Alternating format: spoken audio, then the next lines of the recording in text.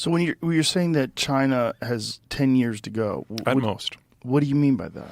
Well, we now know that they've lied about their population statistics, and they overcounted their population by over 100 million people, all of whom would have been born since the one-child policy was adopted. So this is one of those places where they've got in their 60s and their 50s and their 40s and their 30s and their 20s. Now, what was the logic behind the one child? Was it that they were overpopulating? Mao was concerned that as the country was modernizing, the birth rate wasn't dropping fast enough and that the young generation was literally going to eat the country alive. So they went through a breakneck urbanization program which destroyed the birth rate. At the same time, they penalized anyone who wanted to have kids. And both of those at the same time have generated the demographic collapse we're in now. And the problem with that also was that they wanted male children. Yeah, there's a cultural aspect to that too. And obviously men can't have kids on their own. And what is the ratio to men to women in the younger people in China now? Before the data revision, with the last set of lies, it was about 1 to 1.2. It was the most distorted in the world, even more than Sri Lanka, where there had been a civil war for 30 years. Since then, we don't have good sex-by-sex data, but it's undoubtedly worse. And so what are the other problems that they're encountering that leads you to believe that they only have 10 years left? Well, without young people, we've seen their labor costs increase by a factor of 14 since the year 2000. So Mexican labor is now 1/3 the cost of Chinese labor. Their educational system focuses on memorization over skills. So despite $1 trillion of investment in a bottomless supply of intellectual property theft, they really haven't advanced technologically in the last 15 years. It's paranoid, nationalistic cult of personality. And it's very difficult for the Xi administration to even run it because it's not an administration anymore. No one wants to bring Xi information on anything. So like Putin lied to his face, for example, but last February about the war, saying, why would I invade Ukraine? And you can see in some of the presses, the defense guys in the back of the room, like, they didn't want to say anything because Xi has a history of shooting people he doesn't like. And so the Chinese were the only country that was caught with their pants down when this all went down. The Biden administration is basically taking the trade policy of Donald Trump and running it through a grammar checker and putting it into institutions. So we now have tech barricades that prevent the Chinese from buying the equipment, the tools, or the software that's necessary to make semiconductors. In fact, he went so far as to say any Americans working in the sector have to either quit or give up their American citizenship. Every single one of them either quit or was transferred abroad within 24 hours. So the tech system is stalled. They don't have the young people to go consumption-led. They're completely dependent on the U.S. Navy to access international trade. They are the most vulnerable country in the world right now. And based on how things go with Russia, we're looking at a significant amount of raw materials falling off the map, specifically food and energy. And the Chinese are the world's largest importer of both of those things. So there's no version of this where China comes through looking good. And the challenge for the rest of us is to figure out how do we, in as smooth and quick as a process as possible, figure out how we can get along without them. Because they are going away. And they're going away this decade for certain. Well, if you say they're going away, clearly they're not just going to lay down.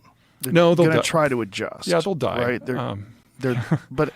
But how so? Do you think this is because, what is, other than, here would be a big problem, right? Mm-hmm. Taiwan. Like if we impose the kind of sanctions that we've imposed on Russia, if China decides to invade Taiwan and the world stands up and the world imposes sanctions on China, how does that go? Very ugly for the Chinese. So, say what you will about the Russian economy. It's corrupt, it's inefficient, it's not very high value add, but it's a massive producer and exporter of food and energy. You put the sanctions that are on the Russians on Beijing, and you get a deindustrialization collapse and a famine that kills 500 million people in under a year. And the Chinese know this. They can only push so hard. Also, you can make the argument that if the Russians succeed, they actually solve or at least address some of their problems. Even if the Chinese were able to capture Taiwan without firing a shot, it doesn't solve anything for them. They're still food importers. They're still dependent on the United States. They're still energy importers. And even if they take every single one of those semiconductor fab facilities intact, they don't know how to operate them because they can't operate their own. And their own are among the worst in the world, not the best. Now, the only reason, in my opinion, to be concerned about a Taiwan war is because Xi has so isolated himself that when one person is making all the decisions and that one person refuses to access information to make the decisions, strange stuff happens. But there's a lot of people in prison. And well, there's also a lot of billionaires that got disappeared, Yep. right? And any dissent. Yeah, you're either executed or exiled, intimidated into silence. There's a variety of options. And if you look at the third-party Congress that we had late last year, that's when they select the Politburo. Everyone on the Politburo faction, there is no one that has a history of being incompetent. Whew. And what is their plan? The Chinese? Yeah, do we have any idea of what their plan to get out of this is? Nationalism. If you know that the economic situation is going to go to pot, then you have a couple of options. Option one is you try to cut a deal with a country that can help you out, but the only country that could do that is the United States, would insist upon for giving the Chinese a lease on life.